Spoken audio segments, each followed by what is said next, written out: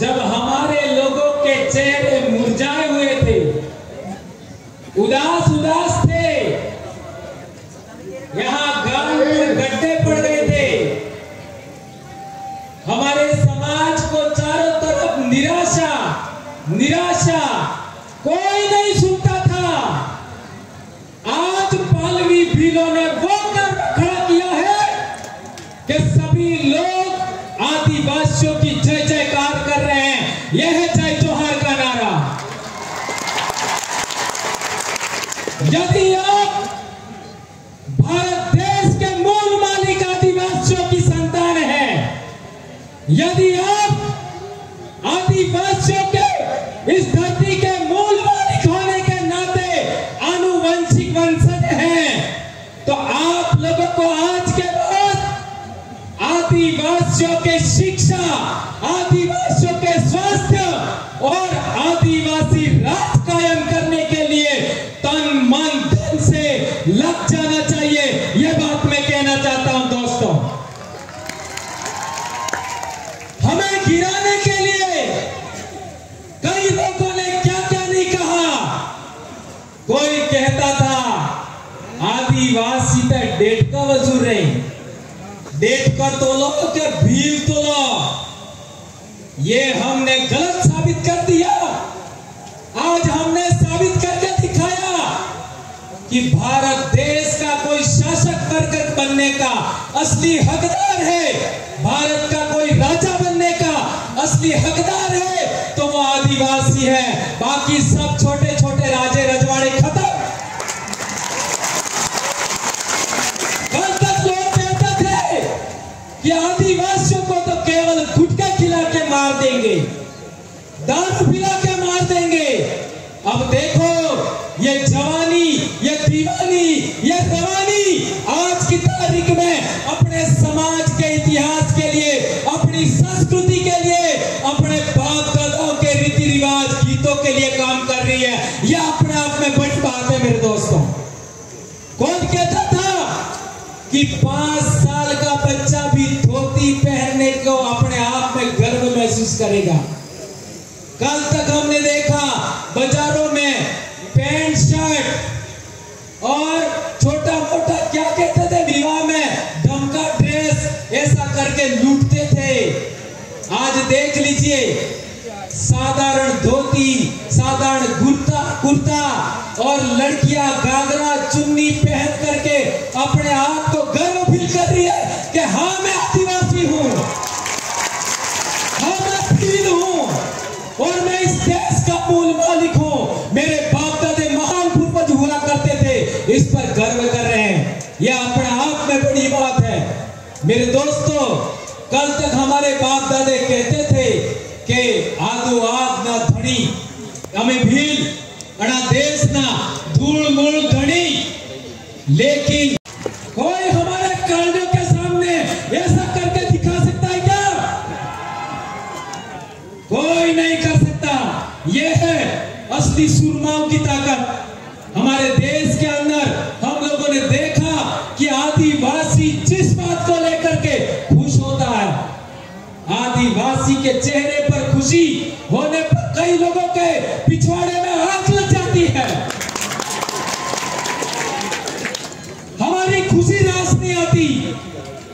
हमने तुम्हारे संगठनों में काम किया, हमने तुम्हारे धर्मों में काम किया, हमने तुम्हारी पार्टियों में काम किया, हमको तुम्हारी खुशी पर कभी कुछ नहीं हुआ और तुम लोगों को हमारी खुशी रास नहीं आ रही है।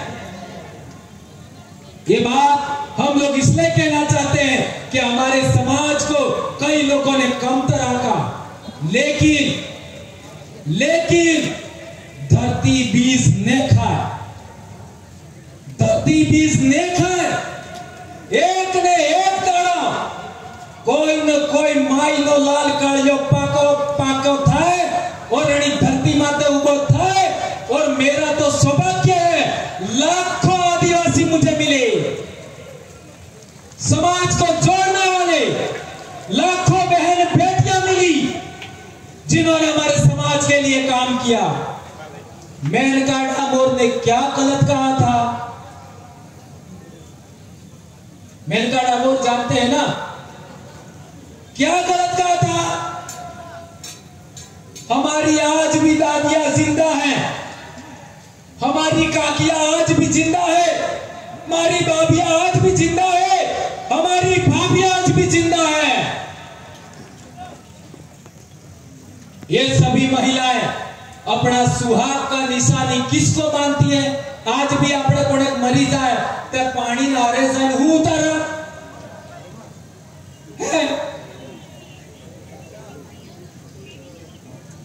जबला सुडलो चांदी नो मारे घेरवाली ने पे चांदी नो जबला पेरावजा एवं वो होना ना भी पेरावी दो ते कोई काम नो नहीं है। जी पड़ती दड़ चांदी ना जबला पेरावजा चूड़ी पेरावजी या कालो जाएगा ते नड़े इस पानी में आ रहे उतर है में आ क्यों? बाकी तो हीरा चवड़ा भी दे पेरा भी तो आज है कोई काम नो ने शादी नाड़े जी जवला पेरा जाइज इसके अलावा नहीं। और हमारे कांटे में जाते हैं लोग तो भी वही जवले पहन के जाते हैं, ये बात हमें याद रखनी है। और हमारी दादियां जिन्होंने शादी किया, दादियां शादी किया उस समय आप बोर पहनती थी, बोर।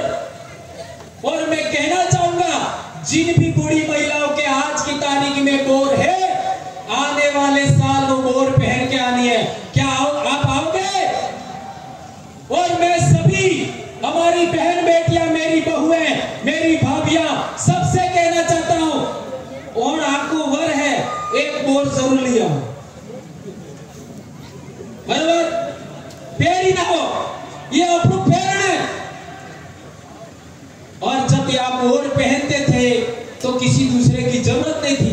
जब पढ़ लिख गए तो हम लोग बोर नहीं पहनने लगे, इसलिए दूसरों का हमने स्वीकार कर दिया। इंग्लिश दवा तो थी, यही तो मेनका जी ने कहा था, क्या गलत कहा था?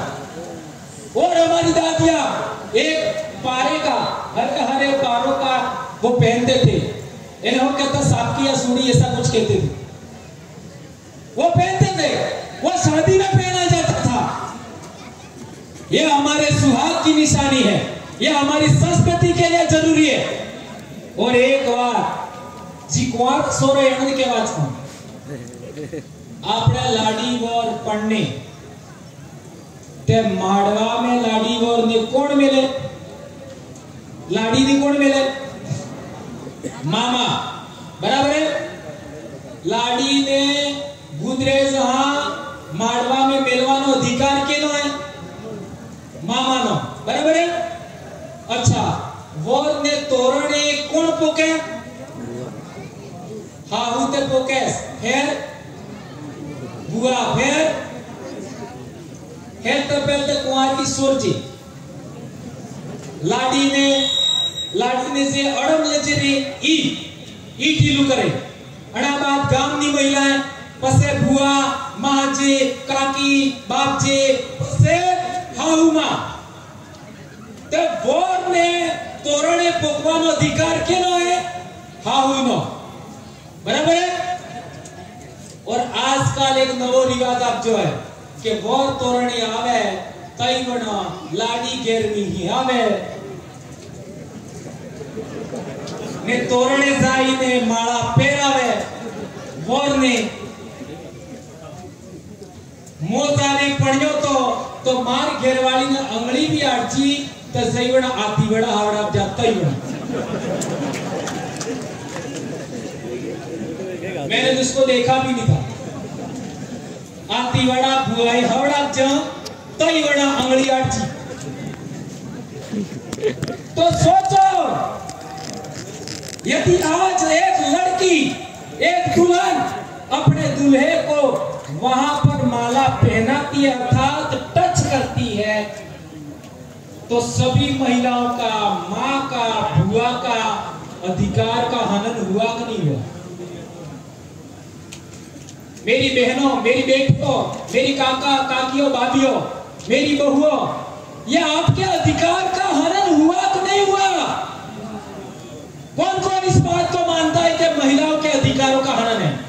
हाथ ऊंचा करके बताओ। ये मेरी बाई क्या महिला करावी आणि महिलाने ही गलत लिखा क्यों करे, ये समझना पड़ेगा। सोचो, आपके अधिकारों का हनन हुआ, ये कौन समझाएगा? ये बात हम बोलते हैं तो दूसरे लोग के सुनते हैं, ये आदिवासी लोग तो उनके समाज की सच्ची संस्कृति वो बता रहे हैं। कौन बोल रहा था? मास्टर बोल रहा था। कौन बोल रहा था? मास्टर नहीं बोल रही थी। चलो एपीओ करो, चलो निलंबित करो। तब एपीओ करो, निलंबित करो, तो अमन हवलदिया जो हो है, अमन खितिलिया बढ़ती हो। अरे हमारे बाप दादा मौका ना सोना खाई नहीं सीखा।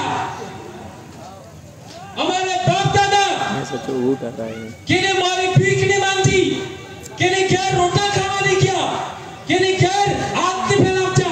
हमें कालिया मरी से कहो तुम्हारी नौकरी तकी हमें पैसे दो और नौकरी हो तब मन हमारे समाज नो भाग तो हमारे बाप दादा मानगढ़ माता मर जा, पांच चितरिया में मर जा, लिदुड़ी बटली में मर जा, रास्ता पाल में मर जा, तारिया में अधिकार मिल जो आरक्षण तमें वहां कर नालायकों। यह अधिकार हमारे बाप दादा ने लड़ कर करके मर करके हासिल किया है। तुम क्या समझते हो इस बात को?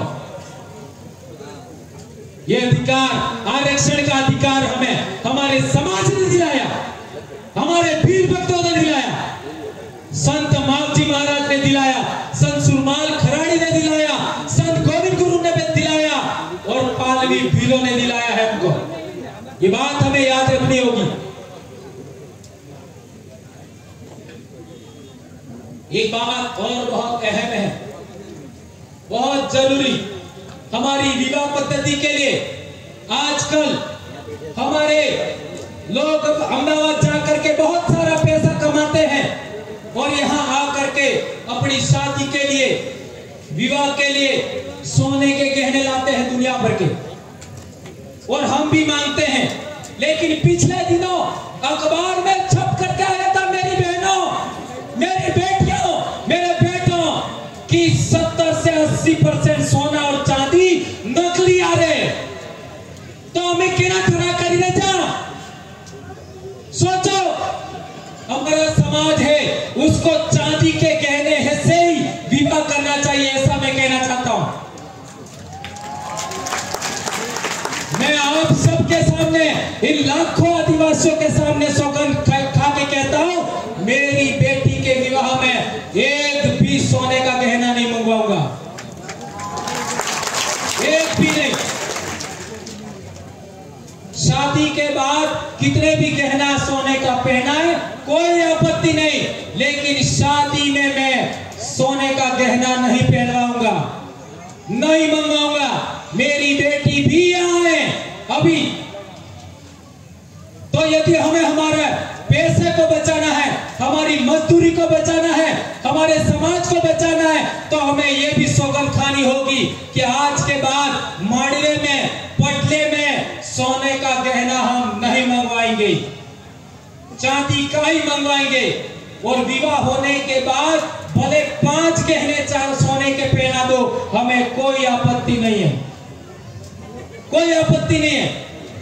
ये बात हमारी बेटियों को गलत लग सकता है, लेकिन बेटा मैं एक बात बहुत महत्वपूर्ण कहना चाहता हूं। जब आप विवाह के फेरे के बाद 2 दिन बाद वही रकम सोने की लेके मार्केट में जाओगे, आधा पैसा भी तुमको नहीं मिलेगा।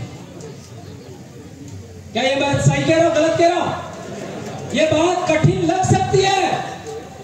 मैं तो कहता हूं नेकलेस का कितना रुपया होता है, नेकलेस का इतना रुपया, मान लो 1.5 लाख रुपया होता है, तो नेकलेस के बदले 1.5 लाख रुपए की चांदी की रकम मंगवा लो, मना ही नहीं है।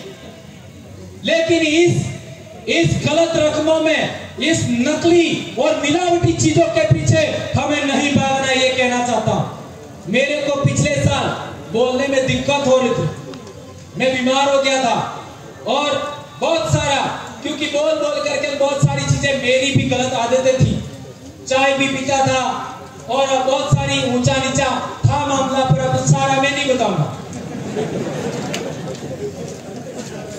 तो हॉस्पिटल गया मैं चंडीगढ़, तो वहां डॉक्टर ने मेरे को कहा आज के बाद चाय नहीं पीनी है। तो मैंने कहा ठीक है। गेहूं नहीं खाना है, तो मेरा माथा ठनका, यार गेहूं नहीं खाऊंगा तो क्या खाऊंगा। लेकिन डॉक्टर ने बताया पहले जो गेहूं होता था ऐसा गेहूं अब नहीं है। ये पंजाब हरियाणा से जो पेस्टिसाइड, उर्वरक, रासायनिक पदार्थों से जो गेहूं पक करके आता है वह बहुत ज्यादा जहरीला है और हमारे लिए बहुत सारा नुकसान दे रहा है। अब क्या है कि मेरे सामने दिक्कत हो गई, अब खाऊंगा क्या, पर उन्होंने बताया नहीं। लेकिन अब जैसे जैसे 2-3 दिन गुजर गए तो उन्होंने हमको कोदरे के चावल खिलाए। कोदरा कड़ी कड़ी लीटा ना किया, लड़कियों ने नहीं देखे, जानबूझ के आप कर कोदरों के चावल खिलाए, पर डूबी वे तारी खबड़ा देगा। गाय भैंस को खिला दो, आपको नहीं खाना है। मक्का खाइए, ज्वार खाइए, बाजरा खाइए, माल खाइए, कोदरा खाइए। ये जो मोटा अनाज है जिसको मिलेट्स कहते हैं वो हमें खाना है, पातरिया खाना है। लेकिन ये गलत चीजें हमको नहीं खानी है। मार्केट में मिलने वाला तेल भी सही नहीं है, मार्केट में मिलने वाला दूध भी सही नहीं है, घी सही नहीं है, मसाले भी सही नहीं है। और अब हमने फैसला लिया है कि हम लोग आने वाले मार्च अप्रैल तक आंध्र प्रदेश के आदिवासी जो मसाले पकाते हैं, हल्दी पकाते हैं, काली मिर्च उगाते हैं, चावल उगाते हैं, वो हम डूंगरपुर मंगवाने वाले हैं। और यही बात आदिवासियों को हम खाने के लिए हम लोग देने वाले हैं। आज स्कूलों में देख लो, आज स्कूलों में देख लो, बहुत गंभीर बात में उठा रहा हूं। चाहे कुछ भी हो जाए, ये बोले बगैर मैं नहीं रह सकता। यदि मैं नहीं बोला तो मैं भी मास्टर नहीं हूं, ऐसा कह सकते हो। 8वीं क्लास में, एक क्लास में 2-3 बच्चे स्कूल छोड़ देते, 8वीं क्लास में। 9वीं क्लास में 10 बच्चे स्कूल छोड़ देते, 10वीं क्लास में 15 बच्चे स्कूल छोड़ देते हैं। ये बात सही है गलत है? हर एक स्कूल में यही हाल है। 8वीं में 2-3 बच्चे, 9वीं में 10 बच्चे और 10वीं में 15 बच्चे स्कूल छोड़ देते हैं और 10वीं के बाद बहुत कम छोड़ते हैं। इसका कारण क्या है? इसका कारण क्या है? आपने देखा होगा 8वीं क्लास में सोरो चाहे तमारो वे के मारो वे ई फैशन करवानो शुरू करे। वाल ओसा देसा कपावे, ओसा नेसा गोते फैशन करे, मेहंदी लगावे, है ना? ऐसा नाटक करना 8वीं क्लास में बच्चा शुरू करता है। और जिस बच्चे को पाठ पढ़ना नहीं आता है 8वीं क्लास में, ध्यान रखना, बहुत गंभीर बात उठा रहा हूं मैं। जिस बच्चे को 8वीं तक पाठ पढ़ना नहीं आता है वह बच्चा अलग रास्ता चयन करता है 8वीं क्लास में। और जिस बच्चे को पाठ पढ़ना आता है, माँ बाप ध्यान देते हैं, काका बाबा ध्यान देते हैं, टीचर ध्यान देते हैं, उस बच्चे का ध्यान अलग रास्ते की ओर मुड़ता है। 8वीं क्लास में 2 रास्ते स्टार्ट होते हैं, एक रास्ता मौज मस्ती का, एक रास्ता पढ़ाई का। जिन बच्चों को पाठ पढ़ना नहीं आता है वो अपने आप को गिल्टी महसूस करते हैं, शर्म महसूस करते हैं, वो मौज मस्ती की ओर मुड़ जाते हैं। और मौज मस्ती की ओर मुड़ने वाले बच्चे व्रत उपवास में फंस जाते हैं, इसके बाद नशे में फंस जाते हैं, इसके बाद बाइक राइडिंग में फंस जाते हैं, इसके बाद और बहुत सारा आप सब जानते हैं। और वो बच्चे क्या करते आगे जाकर के, बाइक राइडिंग करने के लिए, मोटरसाइकिल 1.5 लाख की लाने के लिए, चलाने के लिए पेट्रोल भी तो चाहिए, कहां से लाएगा? फोन चलाने के लिए रिचार्ज भी करना पड़ेगा, कहां से लाएगा? इसकी वजह से हमारे इलाके में बहुत सारी घटनाएं घट रही हैं। ये बात ध्यान रखनी है। इसलिए मैं कहना चाहता हूं कि जो बच्चा 18 साल से कम उम्र का है, आप यदि माता पिता है, उसको किसी भी सूरत में मोटरसाइकिल नहीं देनी है। नंबर 1, किसी भी सूरत में 18 साल से कम का बच्चा है, उसको फोन नहीं देना है। मेरा बच्चा भी अभी 12वीं पास हो गया, मैंने फोन नहीं दिया, नहीं दिया। आप अपने अपने घर में देख लीजिए, ये बात ध्यान रखनी होगी।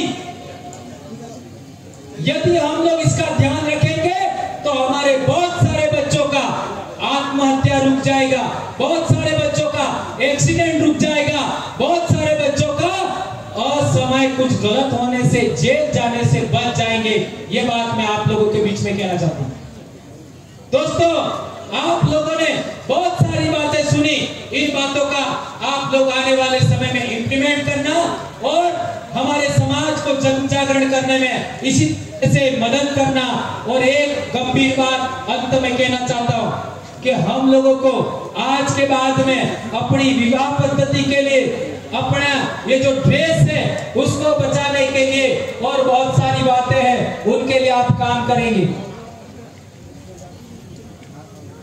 हाँ, एक और बात, आसाम से जो डांस टीम है वो लगभग डूंगरपुर अभी पहुंच चुकी है। जो ठेठ आसाम से आई है बिहू नृत्य वाली लड़कियां, वो भी आदिवासी बेटियां हैं। अटलो टाइम खर्च था ही क्यों, तो थोड़ा और राजकुमार जी भी अभी आने वाले हैं, तो इसका थोड़ा सा आप लोग थोड़ा सा ख्याल रखिए। और जहां तक बात है, मैं जो कह रहा था कि हमारे समाज के अंदर पढ़ाई सबसे पहले ध्यान देना है। एक रोटी कम मिले चलेगा, सभी बच्चों को स्कूल भेजेंगे। और एक बात, मैं सबको हाथ ऊंचा करके सौगंध खिलाऊंगा। हाथ ऊंचा करके, चलो हाथ ऊंचा करो दो। हाँ, सबको दो हाथ। मैं भवरलाल परमार एम कहूंगा तो तमार नाम बोलूं। मैं भवरलाल परमार,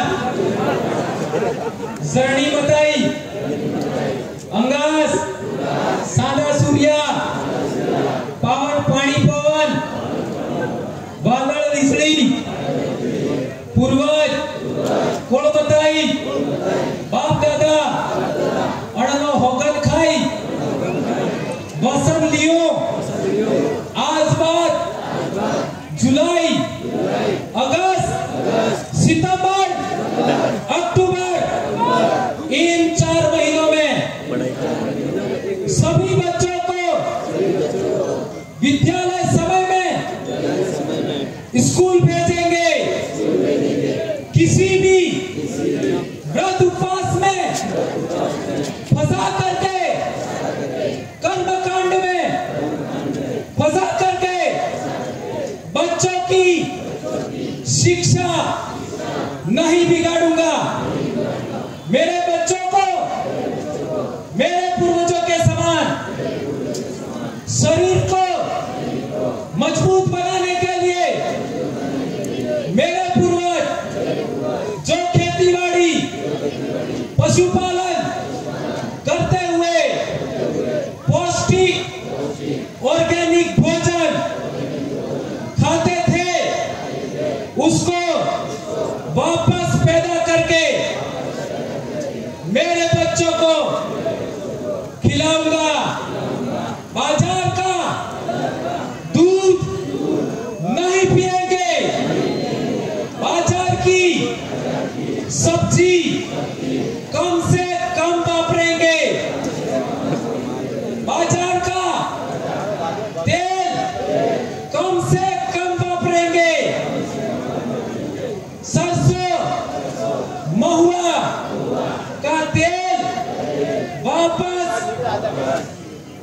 शुरू करेंगे।